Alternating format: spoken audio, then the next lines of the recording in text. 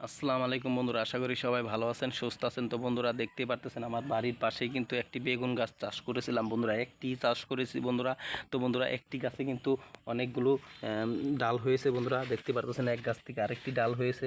তো বন্ধুরা ডালে কিন্তু রয়েছে পাতাগুলো কিন্তু এখনও সুন্দর রয়েছে বন্ধুরা, পাতাগুলো কিন্তু বাড়তেও হয়নি, এই পাতাগুলো কিন্তু সবুজ বর্ণের হয়েছে বন্ধুরা।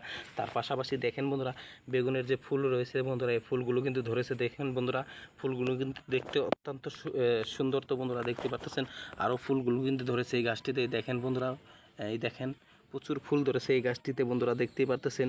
তো বন্ধুরা তার পাশাপাশি কিন্তু এই একটি গাছে একটি বেগুনই ধরেছে। তো বন্ধুরা এই গাছেতে কিন্তু অনেকটি বেগুন ধরবে, দেখা যাচ্ছে অনেকগুলো ফুল ধরেছে। তো বন্ধুরা দেখতে পাচ্ছেন বেগুনটা কিন্তু অনেক সুন্দর বন্ধুরা, দেখতে পারতেছেন বেগুনটা কিন্তু রান্নার উপযোগী হয়ে উঠেছে। তো বন্ধুরা এই বেগুন গাছগুলো চাষ করতে পারেন বন্ধুরা, তাহলে কিন্তু আপনাদের প্রতিনিয়ত এই বাজারগুলো থেকে যে এই সবজি সংগ্রহ করতে হবে না। তো বন্ধুরা বাড়িতে যদি জায়গা বেশিরভাগ থাকে বা অল্প কিছু জায়গা থাকে, তাতে কিন্তু অনেকগুলো সবজির চাষ করতে পারেন। তো বন্ধুরা আমার এই ভিডিওটি যদি আপনাদের ভালো লেগে থাকে, তাহলে কিন্তু আমার ভিডিওটি দেখবেন আর সব কিছু কিন্তু শিখতে পারবেন। তো বন্ধুরা এই